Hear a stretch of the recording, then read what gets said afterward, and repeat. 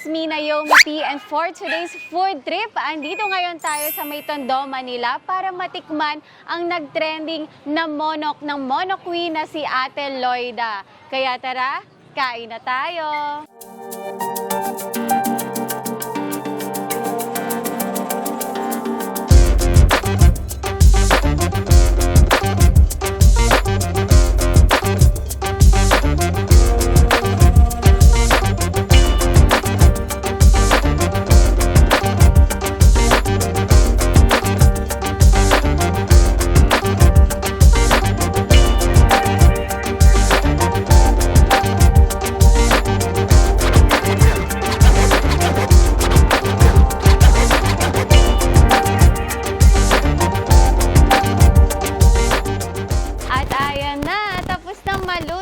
Monok ni Ate Loida. So tara, tikman na natin to.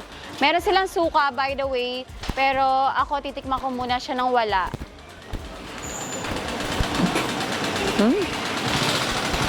O yung lasa niya. Parang pangkanin siya, may anghang siya. Kasi nga nilagyan niya ng sili habang niluluto. Pero hindi naman siya yung super anghang. Kayang-kaya lang. At saka napakalasa.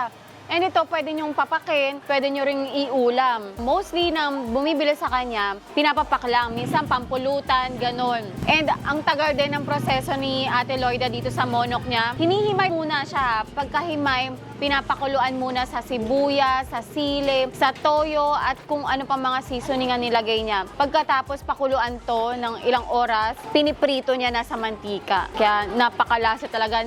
Nanunuot talaga yung lasa dito sa pork. By the way, wala silang manok ngayon. Walang delivery kasi ng manok. So, ang may delivery lang sa kanila is yung baboy tsaka baka. So, itong kinakain ko ngayon, baboy at tsaka baka na monok. Pero, hindi porket monok ang tawag dito, manok na. So, monok pa rin daw ang tawag kahit baboy o baka ang ginamit nila dito.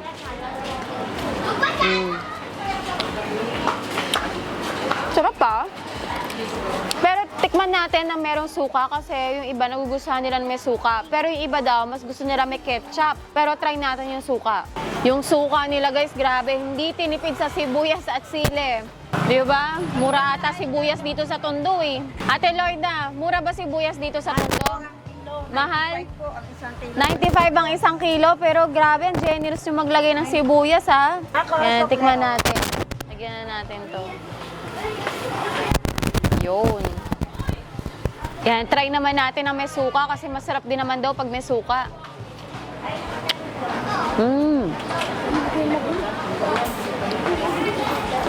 In fairness, masarap yung suka nila kasi hindi naman siya yung purong suka lang, yung super asim na suka.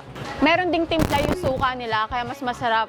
At mas masarap dahil napakadaming sibuyas at sili. Oo nga, perfect siyang papakin lang, yung pampulutan, ganun pag umiinom kayo. Diba kung taga-Tondo ka at umiinom kayo, perfect na perfect ang pampulutan talaga. And pwede naman talaga siyang pangkanin din. Ako nga naghahanap ngayon ng kanin eh, wala lang kanin dito eh. Sarap!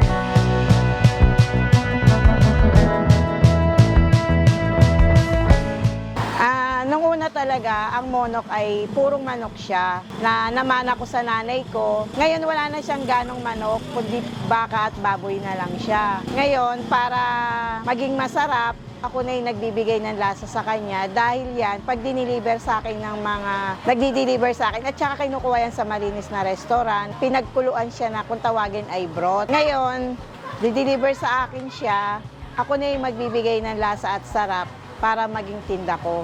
Siyempre, may konting pagmamahal para lahat ng mga suki ko magbalikan. Tsaka, hindi ako bumibili ng mga reject na panlagay ko sa tinda ko, lalo ng mga sibuyas, bawang at tsaka sili. Kasi pagka reject ang nilagay mo, hindi maganda sa paninda, lalo na't kumakain ng pamilya ko sa tinda namin na monok.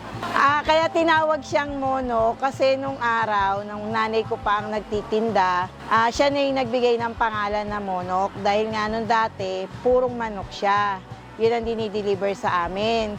Porkit nga kumbaga naging trademark niya na yung tawag na monok kahit wala na siyang deliver na monok, kundi baka at baboy na lang siya. Naging, kumbaga, nasanayan na ng mga tao na yun ang itawag sa kanya. Hindi ko alam kung saan kinuha ng nanay ko yung pangalan ng monok na yun. Bali, nag-start lang kami nung magtinda ng nanay ko nung dati, 75 ang isang kilo. Pero ngayon, dahil sa kamahalan na, naging 200 na ang isang kilo niya. Ngayon, pagka naman itininda ko na siya, 20 pesos lang ang per order ng tinda kong monok. Pangmasa kung tawagin, para sa mga maliliit lang ang budget at sapat lang para sa marami ring anak. Yan lang sapat na sa halagang 20 pesos na kakainin nila. Malinis at masarap ang monok na tinda ko. Pinakukuloan ko siya ng 15 to 30 minutes na pagpapakulo. Ngayon, pag napakuluan ko na siya at na-marinate ko na ng konting oras, tsaka ko na siya igigisa sa sibuyas, bawang at tsaka sili. Hanggang sa mag-start na ako magtinda ng alas 5 ng hapon hanggang alas 12 ng gabi. Magandang gabi po sa inyong lahat. Kung nais nyo po na matikman ang tindang monok ni Ate Loida, sulit ang budget nyo sa halagang 20 pesos. At magugustuhan nyo, hindi kayo magsisisi pag pumunta kayo dito sa aming lugar. Sa Barangay 58, Zone 5, Coral 1, Luna.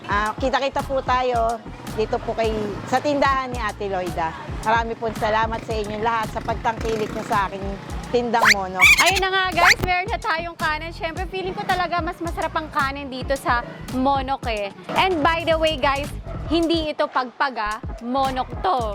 So ito yung pagluto nila guys. Ayan, kung makikita nyo, tostado talaga. Ito talaga yung sinaserve nila.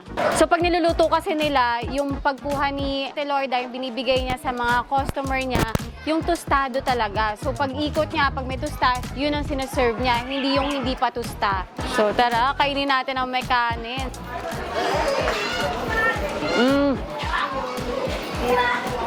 So, ang sarap din ng pagtusta kasi may crunchy texture pa siya. Perfect sa rice.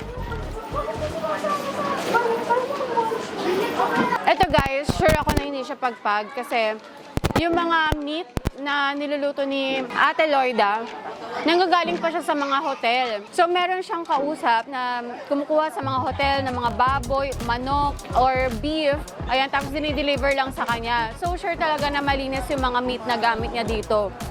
Kaya hindi talaga siya pagpag. Iba yung pagpag sa monok. Sarap nito. Panalo. Kasi maligaw ako sa manghang. Tapos, mas winner pa siya pag may suka.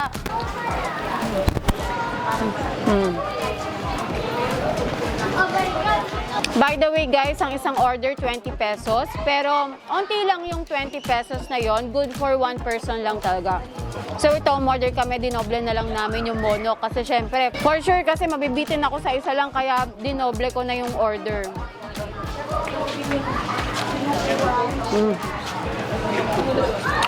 Must try pag nandito ka sa Tondo.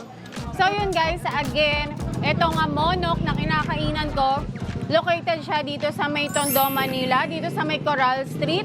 Ayan, at dito nga makikita nyo si Ate Loida na siya lang ang monok queen dito. Ayan, tinagurian nga siya na monok queen ng Tondo. And siya rin daw ang original na gumagawa ng monok dito. Ayan, so must try pag andito ka sa Tondo. Or kung gusto nyo rin na matikman yung monok ni Ate Loida, ayan, minsan kasi wala siyang available, walang dumadating na delivery sa kanya, so minsan sarado talaga siya. Pero open naman siya from 6 p.m. hanggang 11 p.m. hanggang maubos yung niluto niya. So gabi talaga siya nagtitinda dito sa may Tondo. Ayun. So yun lang guys. Thanks guys again for watching, at kung hindi ka pa nakakapag-subscribe, please subscribe to my channel, at para updated kayo sa mga videos na i-upload ko, tap the bell icon. So I'll see you guys again. Bye!